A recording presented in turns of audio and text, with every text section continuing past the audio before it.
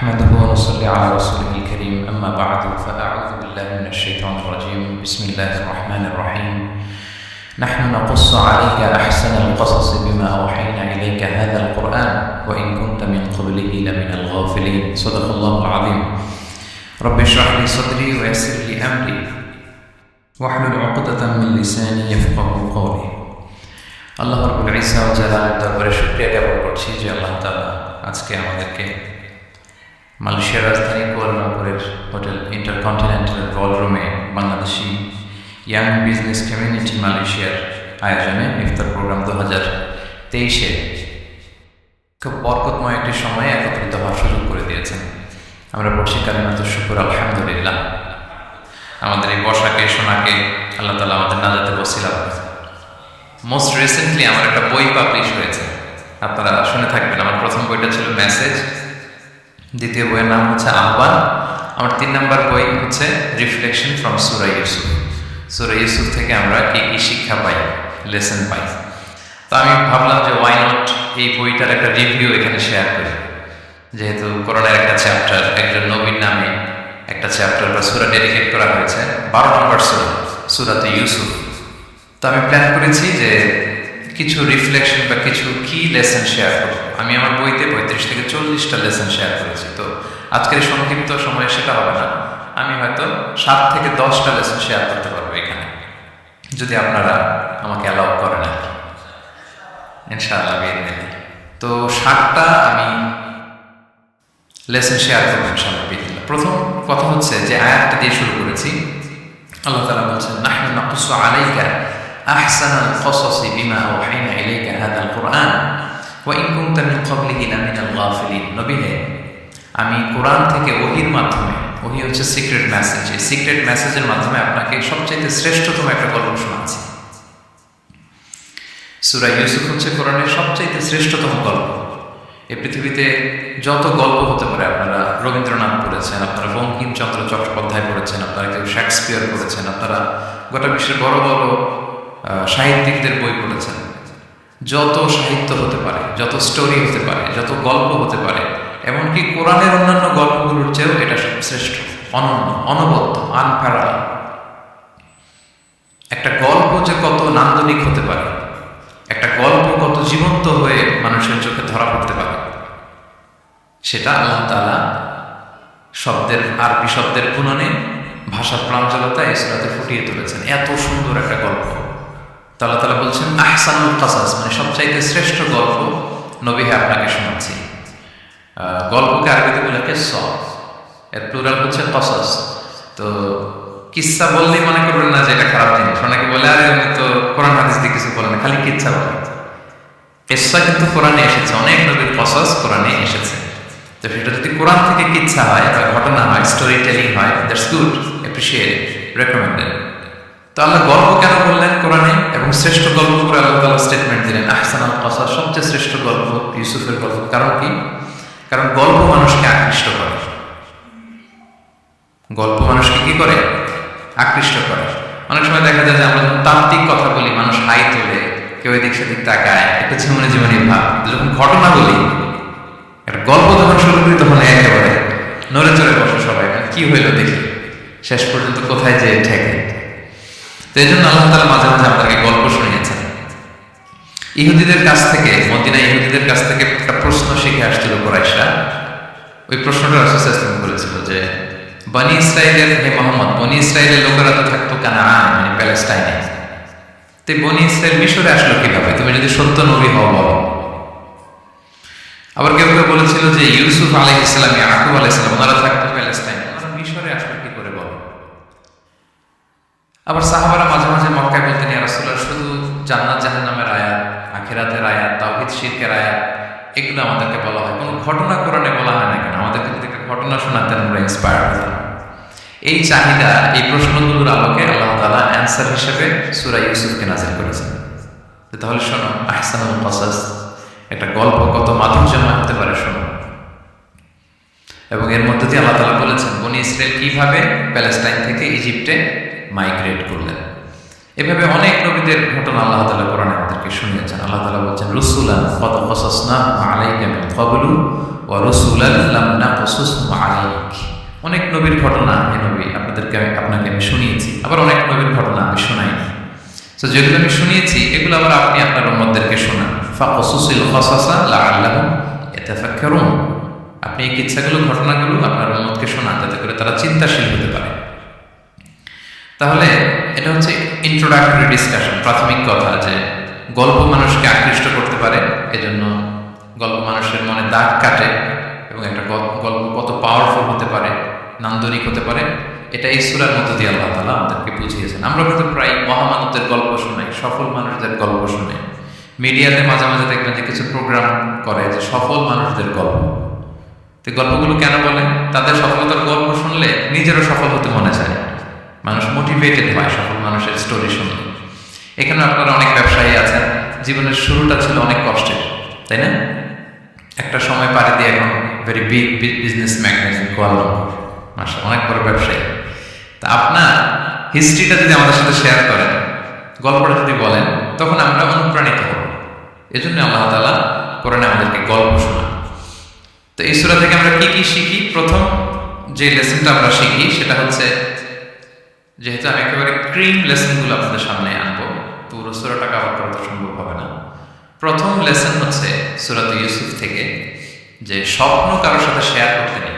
স্বপ্ন যেটা মানুষ ঘুমিয়ে ঘুমিয়ে দেখে, এটাও স্বপ্ন। আবার আরেকটা আছে যেটা মানুষকে ঘুমাতে দেয় না, ওইটাও স্বপ্ন। স্বপ্ন যেটা মানুষ ঘুমায় দেখে, এটাও স্বপ্ন। আবার যেটা পাবার আকাঙ্ক্ষা মানুষকে ঘুমাতে দেয় না, ওইটাও কি? স্বপ্ন। এটার ভিশন বলে। এই দুইটার একটাও কারোর সাথে শেয়ার করতে নেই।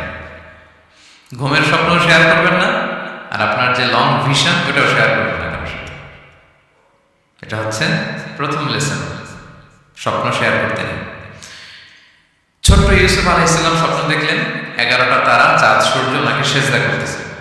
এই স্বপ্ন দেখেই তার বাবার সাথে শেয়ার করলেন, ইয়াকুব আলাইহিস সালামের সাথে। ইয়াকুব আলাইহিস সালাম বলেন, লা তাকসুস রুইয়াকা আলা ইখওয়াতিকা ফায়াকিদু লাকা কাইদা। ইউসুফ, তুমি আমাকে বলেছো ভালো, কিন্তু তোমার ভাইদের বলতে যেও না, তাহলে তারা তোমার প্রতি কি করবে? জেলাসি করবে, ষড়যন্ত্র করবে। আর নি'মাতু মাহসুদা, এটা পৃথিবীর চিরাচরিত নিয়ম। আপনি যদি কোনো ব্লেসিংস পান আল্লাহর পক্ষ থেকে, অন্যদের সাথে একটু ডিফারেন্ট পান, আপনার অনেক কিছু থাকে, এটা সবার ভালো লাগবে না। আপনার ভালো জিনিস সবার ভালো লাগবে না। আপনার এই ভালো জিনিসের কারণে অনেকে আপনাকে ঘৃণা করবে।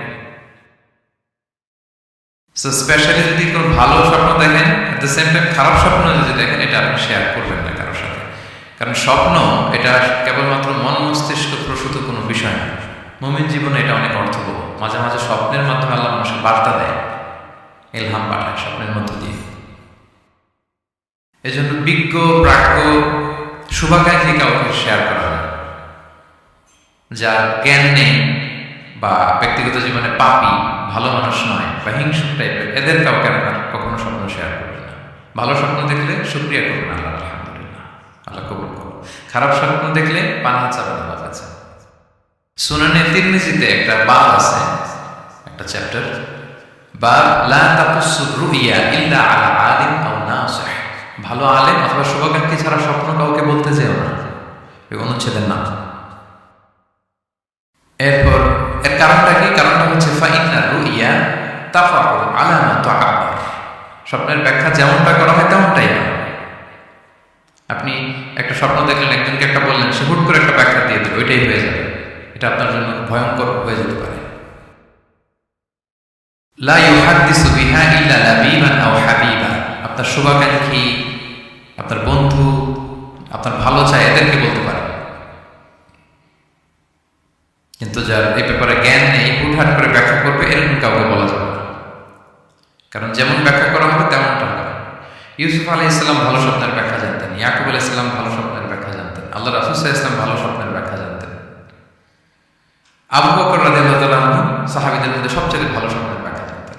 ইভেন রাসূল সাল্লাল্লাহু আলাইহি ওয়াসাল্লাম মাঝে মাঝে স্বপ্ন দেখে আবু বকরকে বলতেন, দেখি ব্যাখ্যা করো তো তুমি। তাবেঈদের মধ্যে মুহাম্মদ ইবনে সিরিন ভালো স্বপ্নের ব্যাখ্যা জানতেন। এক লোক এসে মুহাম্মদ ইবনে সিরিনকে বলল যে, আমি দেখলাম আমার ছেলে পানি খেতে খেতে পেটটা এত বড় হয়ে গেছে।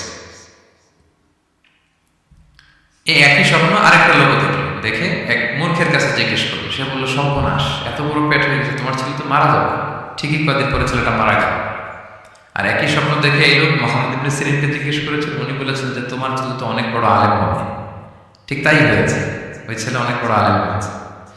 তো ফাইন্না রুইয়া তাফাউ আলা মা তুআব্বার, স্বপ্নের ব্যাখ্যা তেমন হয় যেমন এটার ব্যাখ্যা করা। রাসূল সাল্লাল্লাহু আলাইহি ওয়াসাল্লাম একটা স্বপ্নে দেখলেন যে তিনি ওনাকে দুধ দেয়া হয়েছে, বাটিতে দুধ খাচ্ছেন, পরে আঙ্গুলের ফাঁক থেকে দুধ বেরোচ্ছে। এই সামান্য একটু দুধ রাসূল সাল্লাল্লাহু আলাইহি ওয়াসাল্লাম উমরে ফারুককে দিলেন। সাহাবারা বললেন মাযা আওয়ালতা বিহি ইয়া রাসূলুল্লাহ, এটা তাওয়িল কি? তখন বললেন আওয়ালতু বিহি আল ইলম, এটা দিয়ে আমি জ্ঞান বুঝিয়েছি, মানে উমরে ফারুককে আল্লাহ তাআলা অনেক জ্ঞান দিবে। স্বপ্নে কেউ দুধ খাচ্ছেন, এটা আপনার জ্ঞানের প্রতীক। রাসূল সাল্লাল্লাহু আলাইহি ওয়াসাল্লাম স্বপ্নে দেখলেন লোকজন দাঁড়ানো, কারো গায়ের জামা এতটুকু, কারো এতটুকু, কারো হাঁটু পর্যন্ত, আর উমরে ফারুক জামা একেবারে টেনে হিঁচড়ে যাচ্ছে। তো সাহাবারা বললেন মাযা আওয়ালতু বিহি ইয়া রাসূলুল্লাহ, এই স্বপ্নের তাওয়িল কি, ব্যাখ্যা কি? রাসূল সাল্লাল্লাহু আলাইহি ওয়াসাল্লাম বললেন আওয়ালতু বিহি আদ-দীন আত-তাকওয়া, এটা দ্বারা আমি দিনদারি বুঝিয়েছি, মানে উমরে ফারুকের দিনদারি অনেক বেশি। স্বপ্নে কেউ ছোট জামা দেখলে তার দিনদারি কমতেছে, এটার একটা আলাদা। তো এই জন্য হুট করে স্বপ্নের কথা কাউকে শেয়ার করতে নেই। রাসূল সাল্লাল্লাহু আলাইহি ওয়াসাল্লাম ফজরের সালাতের পরে মসজিদে নববীতে সালাম ফিরিয়ে সাহাবাদের দিকে মুখ ফিরিয়ে বসতেন, তাসবিহ পড়তেন। আপনি জিজ্ঞেস করতেন হাল রাআ আহাদুম মিনকুম আল বারিহাতা রুইয়া, গত রাতে কেউ কোনো স্বপ্ন টপ্ন দেখেছে নাকি? তো তখন সাহাবারা এই স্বপ্ন বলতেন, রাসূল সাল্লাল্লাহু আলাইহি ওয়াসাল্লাম ব্যাখ্যা করতেন। সুবহানাল্লাহ, কত সৌভাগ্যবান ছিলেন তারা। তাহলে স্বপ্ন বলা যাবে নাকি কাউকে? শুধু মুরাদ ভাই বলবেন না, বাকিরা বলবেন? স্বপ্ন বলবেন কাউকে? খুবই শুভাকাঙ্ক্ষী, আপনার একেবারে ক্লোজ ফ্রেন্ড, তাকে বলতে পারেন। আর অনেক বড় আলেম যিনি ভালো ব্যাখ্যা করতে পারবেন, আপনাকে গাইড করতে পারবেন, তাকে বলবেন। এছাড়া বলা যাবে না। আর খারাপ স্বপ্ন তো বলাই যাবে, আল্লাহ তাআলার কাছে পানা চাইতে হবে। তাহলে ঘুমিয়ে ঘুমিয়ে যেটা দেখি এটা কারোর কাছে বলা যাবে না। আর যেটা পাওয়ার আকাঙ্ক্ষা মানুষকে ঘুমাতে দেয় না, ওইটাও একটা স্বপ্ন। বলে না যে আমার জীবনের স্বপ্ন আমি এটা করবো, এটাও স্বপ্ন। এই ভিশনও শেয়ার করা যাবে না কারোর সাথে। আপনারা তো ব্যবসায়ী মানুষ, টিপস শিখাই দিয়েছে। বিশাল বড় একটা কিছু প্রজেক্ট নিছেন, শুরু করার আগে আপনি বলে ফেলছেন শেষ, আর এটা হবে না। দেখবেন যে এখান থেকে কনস্পিরেসি, ওইখান থেকে শত্রুতা, ওইদিকে এটা করছে ওইটা করছে, আপনি আর আগাতেই পারবেন না। দুঃখজনক হলেও সত্য, আমরা বাংলাদেশের তো এগুলো তো অভ্যস্ত। সবার মধ্যে কম বেশি জেলাসি কাজ করে ন্যাচারালি, আমাদের বাংলাদেশিদের এটা আরো বেশি। আমি আমার প্রায় আলোচনাতে বলি যে আমাদের জাতীয় খেলা হাডুডু হওয়ার কারণ হচ্ছে এই খেলার ধরনটাই এমন। একজন সামনে যেতে চায়, 10 জন পা ধরে পিছনে টানতে চায়। তো একটা গল্প শুনেছিলাম এরকম যে এক লোক জাহান্নাম ভিজিট করতে গেছে, এক এক দেশের লোকদের জন্য এক এক জাহান্নাম, প্রত্যেক জাহান্নামের উপর একজন রক্ষী ফেরেশতা। তো দেখতেছে যে একটা জাহান্নামের আশেপাশে কোনো রক্ষী ফেরেশতা নেই। তো বললো যে সব জাহান্নামের উপরে রক্ষী ফেরেশতা যাতে বেরোতে না পারে কেউ, এই জাহান্নামের কোনো রক্ষী ফেরেশতা নাই। এটা কোন দেশের? বলতেছে এটা বাংলাদেশের জাহান্নাম। কেউ যদি কোনো রকম বেরোতে চায়, বাকিরা টেনে আবার ঢুকে ফেলবে, বেরোয়া যাবে না এখান থেকে। তো এটা নাকি বাংলাদেশের জাহান্নাম। এটা জাস্ট একটা মজার ছলে গল্প করলাম। তা আপনি আপনার ভিশন শেয়ার করলে বিপদে পড়ে যাবেন। আপনি প্রপার হোমওয়ার্ক করবেন, গ্রাউন্ড ওয়ার্ক করবেন, কাউন্সিলিং করবেন, প্রজেক্ট দাঁড় করাবেন, লঞ্চিং প্রোগ্রামের দিন সবাইকে জানাবেন। সব রেডি, এবার আর কেউ কিছু করতে হবে, এটা দাঁড়াই গেছে, সব রেডি। লঞ্চিং জাস্ট একটা ফর্মালিটিস, তারপরে আমার কাজ শুরু হবে। কিন্তু আপনি আগেই যদি সবাইকে জানাই ফেলেন, হবে? এটা হবে না। এটা হচ্ছে 1 নম্বর লেসন, স্বপ্ন শেয়ার করতে নেই। এই লেসনটাকে ক্লিয়ার প্রিয় ভাই বোনেরা? আচ্ছা, মুভিং অন, 2 নম্বরে চলে যাই। সূরা ইউসুফের 2 নম্বর লেসন হচ্ছে চরিত্র হচ্ছে মানব জীবনের সবচেয়ে দামি সম্পদ, আপনার ক্যারেক্টার। আমরা ছোটবেলায় পড়েছি না যে when money is lost, nothing is lost, health is lost, something is lost, character is lost, সব শেষ। এটা অনেক দামি সম্পদ। সো এই মোরাল স্ট্যান্ডার্ড বা আপনার এথিক্স, এটাতে কোনো কম্প্রোমাইজ করা যাবে না। চরিত্র শেষ তো সব শেষ। বিশেষ করে যুবক ভাইয়েরা, আপনারা অনেক যুবক আছেন এখানে, দেখতে পাচ্ছি। এই চারিত্রিক উন্নত চরিত্র, এটা আল্লাহ তাআলার কাছে অত্যন্ত প্রিয়। এবং যারা চরিত্র হেফাজত করতে চায়, যে যুবক, আল্লাহ তাআলা তাদেরকে সাহায্য করা নিজের জন্য অবধারিত করেছেন, তাকে হেল্প করা, যে নিজের চরিত্র বাঁচাতে চায়। রাসূল সাল্লাল্লাহু আলাইহি ওয়াসাল্লাম বলেছেন সালাসাতুন হাক্কুন আলাল্লাহি আউনুহুম, 3 শ্রেণীর ব্যক্তিকে সাহায্য করা আল্লাহ নিজের উপর আবশ্যক করেছেন। এর মধ্যে এক শ্রেণী হচ্ছে ওয়ান্নাকিহ আল্লাযী ইউরিদুল আফাফ, এমন যুবক যে বিয়ে করে নিজের চরিত্র হেফাজত করতে চায়। সেম গোস টু ফিমেল, নারীদের ক্ষেত্রে একই কথা। প্রত্যেকের ক্ষেত্রে যুবক যুবতী প্রত্যেকের জন্যই তার চরিত্রটা তার জীবনের সবচাইতে দামি সম্পদ, এবং এটা হেফাজতের একমাত্র মাধ্যম হচ্ছে বিয়ে। বিয়ে হচ্ছে আমাদের চরিত্র হেফাজতের রক্ষা কবচ। এবং রাসূল সাল্লাল্লাহু আলাইহি ওয়াসাল্লাম যুবক যুবতীদেরকে উদ্দেশ্য করে বলেছেন যে ইয়া মা'আশারা শাবাব, হে যুবক যুবতীরা, মান ইসতাতা'a মিনকুমুল বা'আতা ফালিয়াতাযাওয়াজ, তোমাদের যাদের সক্ষমতা আছে তোমরা বিয়ে করে ফেলো। টাইমলি ম্যারেজ আমরা সবসময় বলি, সময় মতো করতে হবে। ফাইন্নাহু আগাদ্দু লিল বাসার, বিয়ে করলে দৃষ্টি সংযত হয়। ওয়া আহসানু লিল ফারাজ, প্রাইভেটস এটা হেফাজতে থাকে, লজ্জাস্থান। ওমান লাম ইয়াস্তাতি', যদি কারো সক্ষমতা না থাকে, ফাআলাইহি বিসসাম, সে যেন রোজা পালন করে। ফাইন্নাহু লাহু বিজা, এটা তার জন্য ঢাল শুরু। তাহলে অন টাইমে ম্যারেজের কথা রাসূল সাল্লাল্লাহু আলাইহি ওয়াসাল্লাম আমাদেরকে বলেছেন। এবং এই যৌবন এটা কিন্তু একটা হিউজ এনার্জি।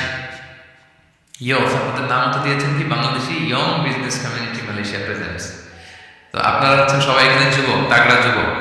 এই যৌবন 5টা প্রশ্নের উত্তর না দিয়ে কিয়ামতের ময়দানে মানুষ পা নাড়াতে পারবে না। এর মধ্যে একটা প্রশ্ন হচ্ছে তোমার জীবনের যে মাহেন্দ্রক্ষণ যৌবন, এটা তুমি কিভাবে কাজে লাগিয়েছো, তোমার ইয়ুথ, এটার ব্যাপারে আপনি জিজ্ঞাসিত হবেন। এই যৌবনটা এটা আমাদের কাছে আমানত। এজন্য রাসূল সাল্লাল্লাহু আলাইহি ওয়াসাল্লাম অসংলগ্ন দৃষ্টিপাত করতে আমাদেরকে নিষেধ করেছেন, দৃষ্টি যাতে আমরা হেফাজত করি। এবং তিনি বলেছেন 2টা অঙ্গের গ্যারান্টি যদি আমাকে কেউ দেয় যে এই 2 অঙ্গের পাপ কেউ করবে না, আমি নবী তাকে জান্নাতের গ্যারান্টি দিই। মাইয়াদমান লি মা বাইনা লিহিয়াইহি ওয়া মা বাইনা রিজলাইহি আদমান লাহুল জান্নাহ। 2 অঙ্গ কোনটা? 2 চোয়ালের মাঝখানে যেটা থাকে মানে জিহ্বা, আর হচ্ছে 2 পায়ের মাঝখানে যেটা থাকে মানুষের প্রাইভেট। এই 2 অর্গান, 2 অঙ্গের পাপ যদি কেউ করবে না বলে আমি নবীকে গ্যারান্টি দেয়, আমি নবী তাকে জান্নাতের গ্যারান্টি দেই। এই 2 অঙ্গ দিয়ে বেশি পাপ হয় মানুষের, খেয়াল করে দেখেন, বেশি পাপ হয়। তো এই জন্য ইসলাম বিবাহ বহির্ভূত সকল সম্পর্ককে হারাম করেছে, বিয়েকে হালাল করেছে। বিয়ের মধ্যে প্রশান্তি আছে, প্রাপ্তি আছে, দায়িত্বশীলতা আছে। অনেকে বলে যে আমি লিভ টুগেদার করবো, এখানে ইসলামের এত সমস্যা কেন? আমি আমার সূরা নূরের একটা লাইভ সিরিজ করতেছি, ওখানে বিস্তারিত বলেছি যে এখানে অনেক সমস্যা আছে। আপনি এই বাংলাদেশের পার্সপেক্টিভে যদি বলি, ঢাকা মেডিকেলের ডাস্টবিনে প্রায় নবজাতক বাচ্চা পাওয়া যায়, পত্রিকায় আসে, হয় জীবিত নয় মৃত। তো ওই যে বাচ্চাটা যে আপনি প্রাণ নষ্ট করলেন, এই অধিকার কি আমার আছে? নাই।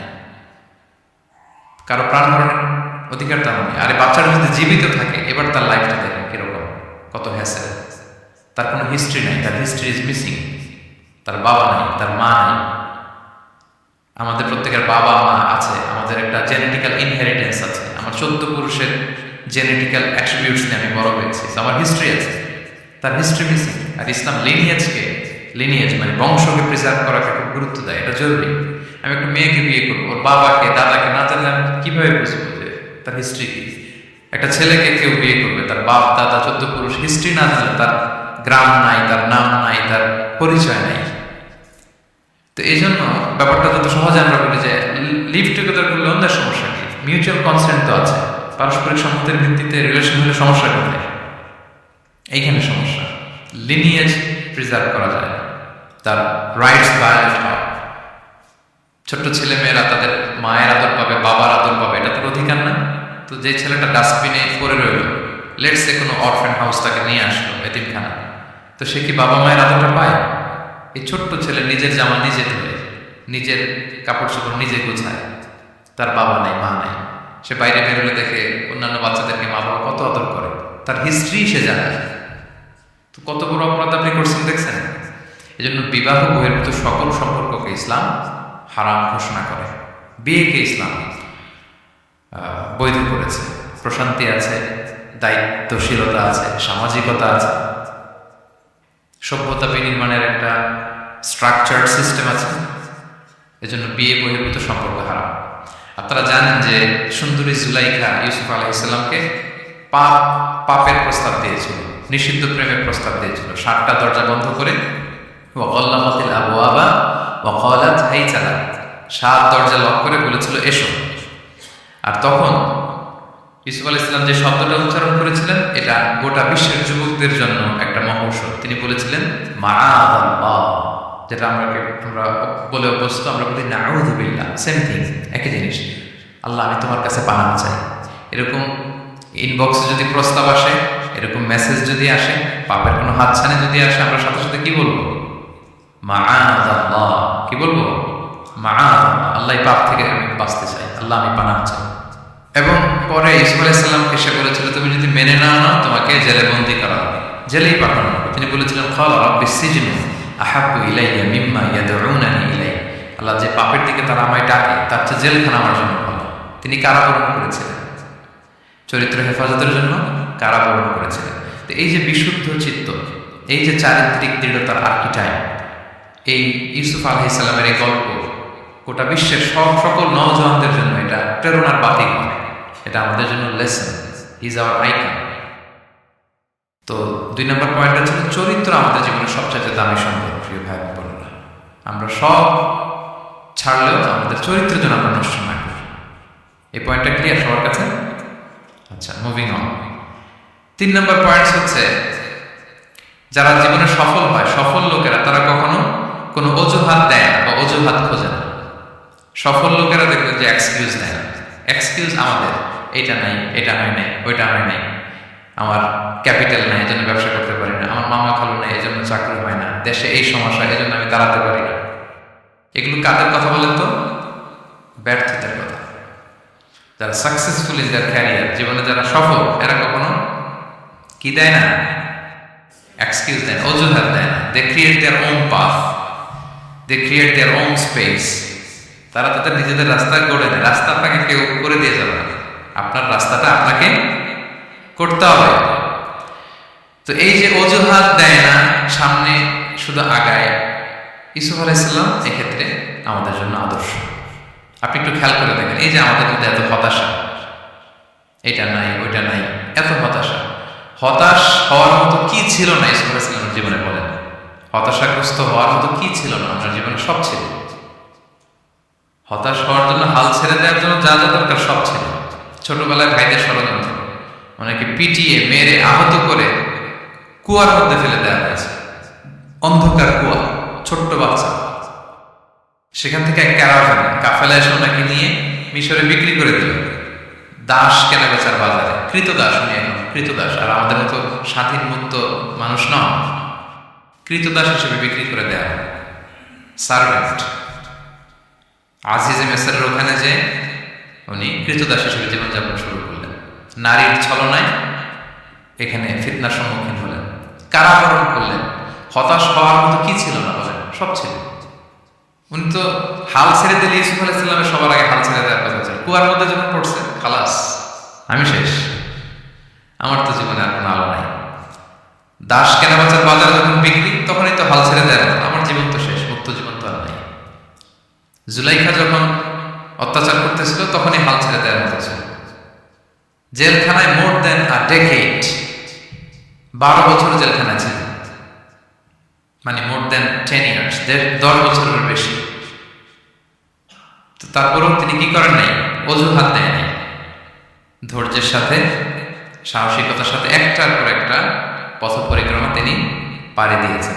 এবং দেখেন যে উনি জেলখানার ভেতরে যে পুরো জেলখানার পরিবেশ চেঞ্জ করে ফেলছিলেন আল্লাহ নবী ইউসুফ আলাইহিস সালাম। জেলখানায় কারা যায় বলেন তো দেখি? চোর, ডাকাত, গুন্ডা, বদমাশ, তাই না? তো ওখানে যে উনি দেখলেন যে কারা কর্তৃপক্ষ এই গুন্ডা বদমাশদেরকে নিয়ন্ত্রণে রাখতে হিমশিম খাচ্ছে। আল্লাহ নবী ইউসুফ আলাইহিস সালাম ওনার চারিত্রিক মাধুর্যতা দিয়ে, ওনার পার্সোনালিটি দিয়ে, ওনার আচরণ দিয়ে, সবকিছু দিয়ে সবার মন জয় করে ফেলেন। কয়েক মাসের ব্যবধানে পুরো মিশরের জেলখানা ওনার নিয়ন্ত্রণে। সবার অসুস্থ যারা সেবা শুশ্রূষা করলেন, তাদের কাউন্সেলিং দরকার, কাউন্সেলিং করতে লাগলেন। মাঝখানে আবার 2জন কয়েদি স্বপ্ন দেখলো, তারা দেখলো যে এখানে স্বপ্ন বলতে হইলে ইউসুফকেই বলতে হবে। ইউসুফ আলাইহিস সালামের কাছে বললো, উনি সুন্দর স্বপ্নের ব্যাখ্যা করলেন। এরপর প্রপার একটা টাইমে দাওয়াতি কাজ শুরু করলেন। তার মানে আপনার রাস্তা যদি একটা বন্ধ হয় আর 10টা খোলা, ঠিক কিনা? একটা দরজা বন্ধ, আল্লাহ তাআলা আরো অনেকগুলো দরজা খুলে দিবেন। One door is closed, many doors are open, আরদুল্লাহি ওয়াসিআ। দাওয়াতি কাজ আপনি করতে চাইলে অনেক জায়গা খোলা আছে। এবং জেলখানা, কারাবরণ কোনো কিছু দিয়ে আল্লাহ নবী ইউসুফ আলাইহিস সালামকে দমানো যায় না। দমানো গিয়েছে না। যেন সফলরা এগুলো বলেন, আমি তো কারাবরণ করছিলাম, আমি তো 10 বছর ছিলাম না, আমার তো এই সমস্যা, এগুলো সফল